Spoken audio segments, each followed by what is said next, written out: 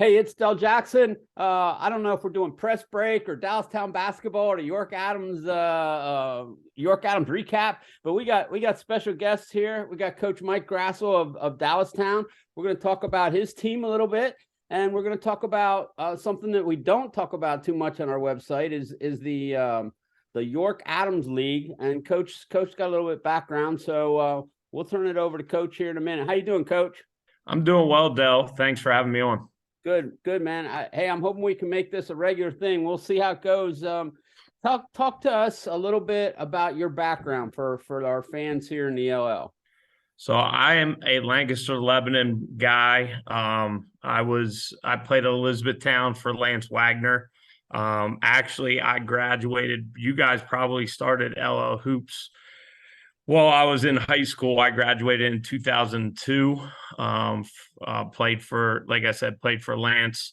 So you guys had just started up, and side note, you guys do a wonderful job for all the student athletes in the area. So I know when we play Lancaster, Lebanon teams, I can get information from your guys' websites. Unfortunately, across the river here, we don't have quite the media that you guys have over there in Lancaster, which is a blessing as a coach over here because nobody has information on us. But you guys do an outstanding job. So I played for Coach Wagner at Elizabethtown, went to Shippensburg, ran track there, and then got into coaching straight out of college. Coach Rexroth, who is our girls coach currently, hired me on staff here.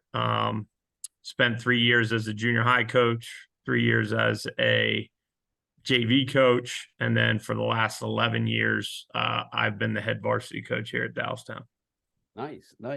Okay, so you've been in the driver's seat for 11 years. I'm not going to go back in time. Let's go maybe a little bit back in time. Tell us how your team is right now, what your record is, and what's coming up for you guys this week. Okay, so we're 1-0. We did not get in a tip-off tournament. We played a non-league game against Elizabethtown last week. They were a little short-handed, had some guys down with some illness, and our guys came out and played very, very hard on the defensive end. The score does not indicate how gritty and how well coached E-Town is. Again, they were down a few guys. I think we won by 40.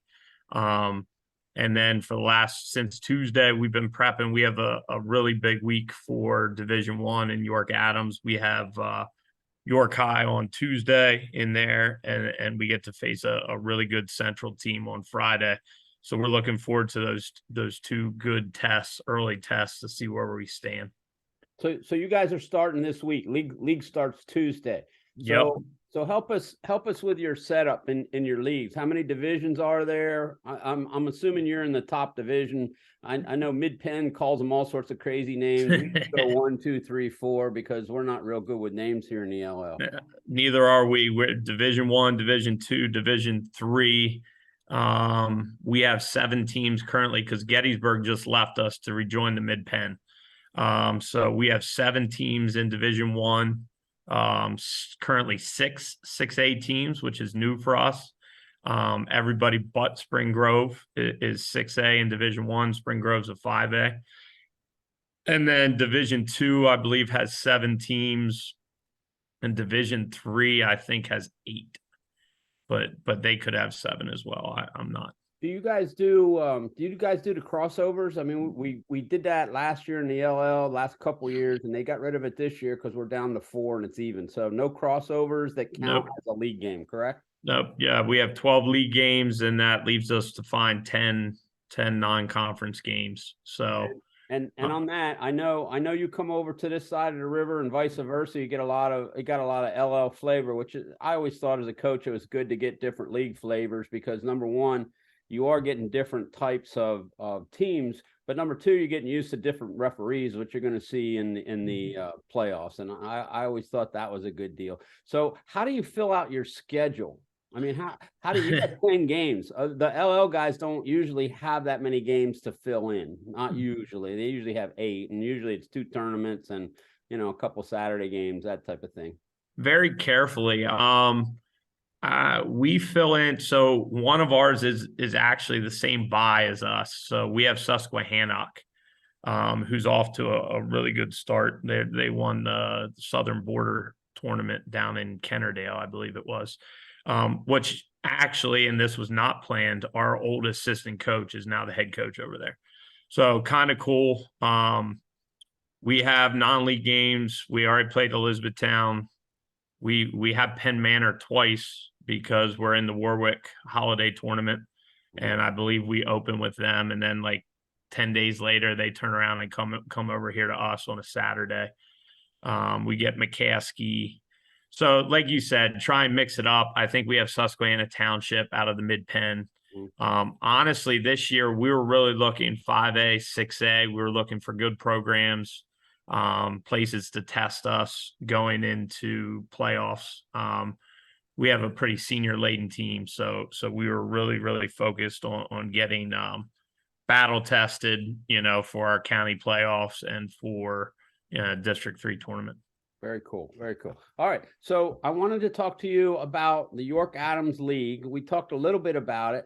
Tell me what you're seeing, like what teams are good, if there's any outstanding players. I know you don't play all these schools, but you probably have a pretty good clue of what's going on in your league. Yeah, I mean, I think we were. Go ahead. I think we were down last year. I thought before then we had a nice run of some really good players come through here with Eli Brooks and Fred Mulba and Rizzuto from Northeastern, and there was a slew of talent over probably the last 9-10 years, where we had some really good talent come through York Adams. I thought last year we were a little down, but I think the bounce back is back this year. Central York is loaded with talent. They have Greg Geidiner, who's got some D1 looks. His dad played for the Cleveland Cavaliers. They have Ben Rill, who was at Westtown as a freshman. And he came back to Central York this year. He's 6'8", skilled 6'8", not just, stand on the block. He can shoot it a little bit. And they have a really good guard in Ben Natal. Some other teams that have a ton of talent, York High, West York, reloading. They were really good last year. I know they just got a challenge. I know that they had Henfield and Mechanicsburg in the Carlisle tournament. Eastern York, Justin Seitz does a really good job across the river there, across the river from you guys. And he has two studs. Austin Bausman's probably a Division II, Division III big guard, about 6'2", 6'3". And then Carter Wamsley's only a sophomore. I don't look forward to seeing him for the next 3 years. Okay. He's 6'6". He's skilled. He's already gotten some visits from some Division I schools, so he can play. Yeah, you got. It sounds to me like there's some big time talent in your league. I mean, and big guys too. I mean, we don't see too many bigs, and if we do see them, they don't last long in our league. They usually go to a private school or something like that. So that sounds like you're going to have some good battles this year, Coach. We'll have a lot to talk about this year, that's for sure. Yeah. No, there's definite talent. I mean, and then you have, like, we have the same thing you guys have. I mean, Jarius Walker is a Susquehannock kid. He was here through 8th grade. Then he went to IMG. I mean, and he's on Houston right now and doing some really good things over there. So, I mean, I think this area is super blessed. York, Lancaster, Mid-Penn, obviously Reading, over in Berks, and Berks has been loaded for bear for the last probably 5 years or more. But no, I think it's going to be a really exciting year. A lot of parity.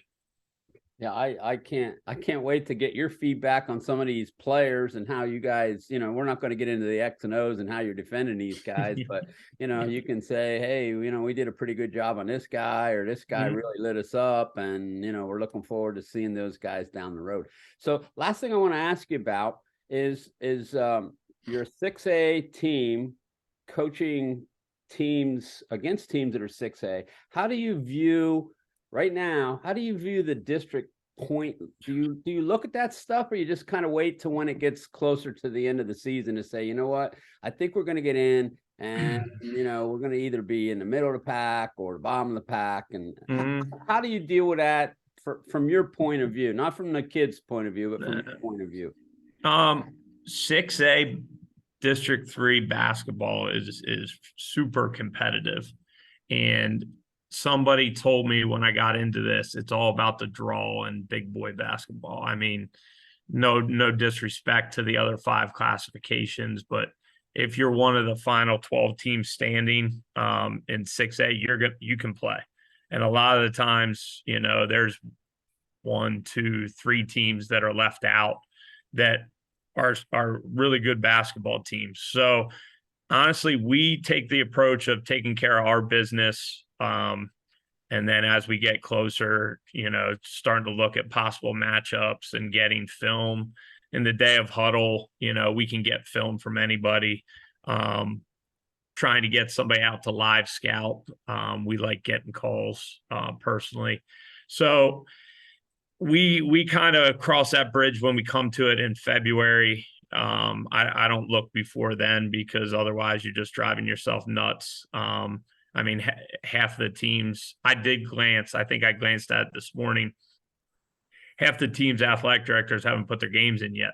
Right. So I mean, you're seeing a team that's 0-0 and they're 2-1 or 3-1. So those things sway a ton early on. So we don't look at it until like February and then start to figure out who we might have. But from a scheduling standpoint, like I said, we're trying to get 5As and 6As because Lancaster and Harrisburg have always, in my opinion, had the advantage. It's Section 1 over with you guys. They're all 6A. Right. This is new for us because Southwestern and Northeastern both are typically 5A schools, and they got bumped up this year. I don't think they'll stay 6A.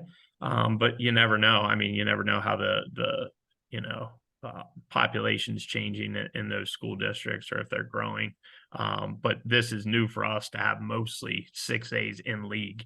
So it gave us a little more flexibility as far as, scheduling some 5A schools, where in years past, all of our non-leagues were 6A. This year we had a little more flexibility, and that's why we got E-Town, Susquehanna Township, and some of the 5A schools on our schedule. Let's end with I always am curious from a coaching standpoint. I mean, everybody talks to me, they said I'm not a writer and all that, so I'm not, but I do look at it from coaching point of view. So let me ask you this from your point of view, and everybody's different. How much time do you guys spend on film with your kids? Just with your kids, not you, but with your kids, with your players?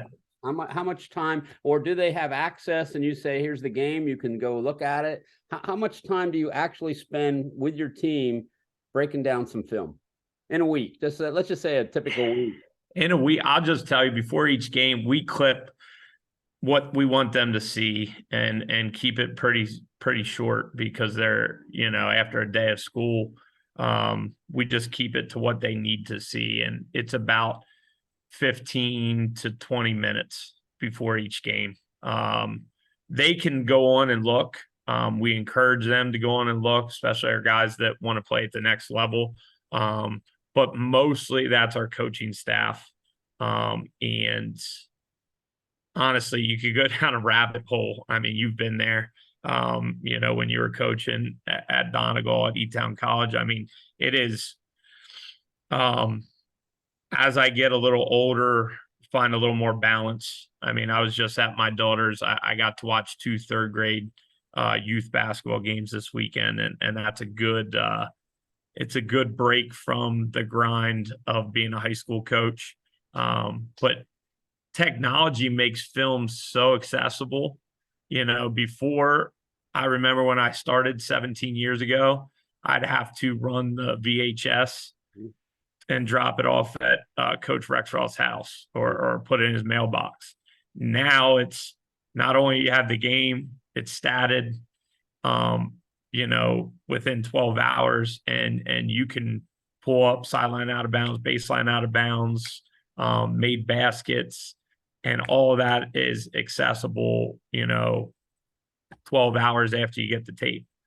So it's for me personally, it's trying not to get caught in that rabbit hole and watch too much film, because you can find things that you don't even want to know. You can find things and be over prepared for them. I know. I can throw a little me in there. When I was doing this, I know I never wanted to go home and watch a tape because I would just beat myself up. But then the other thing is, I was figuring if I didn't know what the heck we were doing wrong or my kids were doing wrong, then I shouldn't need a tape. You know what I mean? You get beat on 10 back doors. It's like, well, I think we're getting beat on back doors there. And I think maybe we need to work on that.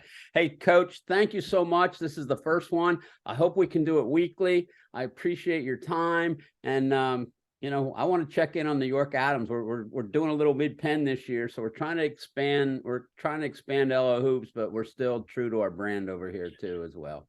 I appreciate it, Coach. And you guys, like I said, you do a wonderful job, and thanks you do for all student athletes in District 3, especially the LO. All right, my man. Hey, we'll talk to you next week.